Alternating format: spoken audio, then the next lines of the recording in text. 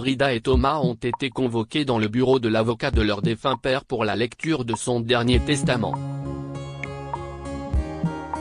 Brida ne s'attendait pas à y prendre part, tandis que Thomas était impatient d'entendre ce que l'avocat avait à dire. En grandissant, Brida et Thomas n'auraient pas pu être plus opposés. Alors que Thomas accorde une grande importance à l'argent et aux biens matériels, Brida est plus portée sur les actions caritatives et le bénévolat pour différentes organisations. Leur relation avec leur père, Bart, était différente. Thomas accompagnait son père dans ses réunions d'affaires et l'invitait à dîner dans les restaurants les plus chics de la ville. De son côté, Brida demandait souvent à son père de faire des choses agréables ensemble, comme regarder des films ou faire du jogging dans le parc. Cependant, ce que Brida et Bart aimaient le plus faire ensemble, c'était manger dans les petits restaurants de la ville. C'était leur façon de soutenir les commerces locaux. Lorsque Bart est tombé malade, Brida a eu le cœur brisé. Elle considérait son père comme son plus grand ami et confident, et elle ne savait pas ce qu'elle ferait après le décès de son conseiller et compagnon de table préféré.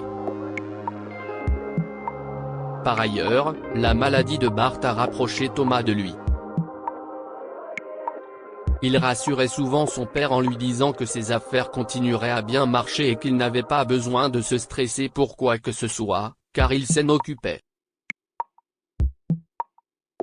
Au cours des derniers mois de sa vie, Bart a commencé à voir la différence entre ses deux enfants. Il s'est rendu compte que l'entreprise pour laquelle il avait travaillé dur s'écroulerait s'il la laissait entre les mains avides de Thomas, et il a donc décidé de vendre à son jeune frère la majorité de ses parts. Cette décision n'a pas plu à Thomas, qui s'est demandé pourquoi son père avait agi de la sorte au lieu de tout lui céder. « Je ne veux pas que Brida et toi vous battiez pour ma fortune. L'argent n'est que de l'argent, répondit Bart. J'ai été à tes côtés lors de toutes tes réunions d'affaires pendant que Brida participait à ces galas de charité. Elle ne connaît rien aux affaires, a expliqué Thomas. Thomas, tes parts dans la société sont suffisantes pour te permettre, à toi et à ta famille, de vivre dans de bonnes conditions pendant des générations si tu t'en occupes correctement. Brida ne veut pas faire partie de l'entreprise familiale, mais j'ai converti ses parts en une fondation propre à l'entreprise, expliqua Bart. En pensant qu'il s'agissait de la dernière volonté de son père, Brida ne put s'empêcher de verser une larme. Merci, papa. Je ne te laisserai pas tomber, et nous changerons beaucoup de vies en ton nom, grâce à la fondation, lui a-t-elle dit. Bart sourit faiblement et hocha la tête. Je sais que tu le feras, ma chérie. Pendant ce temps, Thomas roulait des yeux et quittait la pièce. Il s'attendait à ce que toute l'entreprise lui revienne, à lui et à personne d'autre. Depuis lors, il refusa de parler à son père et ne réapparut dans sa chambre qu'à ses derniers instants. Lorsque Bart est décédé, Brida et Thomas ont été convoqués dans le bureau de son avocat peu après les funérailles. Brida pleurait encore, tandis que Thomas était prêt à entendre ce que son père lui avait laissé. Dès leur arrivée, l'avocat est entré dans le vif du sujet. En lisant les mots de leur père, il dit « Notre patrimoine familial et son contenu, à l'exception de ceux qui appartiennent à Brida, iront à Thomas et à sa famille. À Brida, je laisse cette enveloppe contenant une clé en or. » En entendant le testament, Thomas s'est moqué. Une clé? Pourquoi faire? Celle du grenier? S'esclaffa-t-il. Après avoir signé les documents lui transférant la propriété de leur manoir, Thomas fit ses adieux à sa sœur. Nous n'avons jamais été proches de toute façon. Je pense que si est la dernière fois que nous nous voyons, à moins que ce ne soit pour l'entreprise. Tu peux déménager tes affaires d'ici la fin de la semaine, a-t-il dit à Brida avant de s'éloigner. Pendant ce temps, Brida est restée pour lire le contenu de l'enveloppe que son père lui a laissée. À l'intérieur se trouvait une note manuscrite qui disait « À ma chère Brida, je sais que tu n'aimais pas vivre dans notre maison, simplement parce qu'elle était trop grande pour nous trois. Je suis heureuse de t'avoir élevée pour que tu deviennes la femme empathique, autonome et au grand cœur que tu es. Je sais que tu peux prendre soin de toi, simplement parce que tu m'as montré à quel point tu étais indépendante ces 2 dernières années. Si jamais tu souhaites quitter ton appartement, j'espère que ce que tu trouveras à l'endroit où je t'ai laissé pourra couvrir tes dépenses. Peu importe l'argent que j'ai gagné au cours de ma vie, ce que j'ai le plus apprécié, si est l'amour et la gentillesse que nous avons partagés. J'ai noté ci-dessous les coordonnées de l'endroit où tu trouveras ce que je t'ai laissé. Je sais que tu en feras bon usage. Tout mon amour, papa. Brida n'arrivait pas à croire que son père lui avait laissé autre chose que la fondation. Elle suivit les coordonnées que son père avait notées et se retrouva devant un vieil arbre.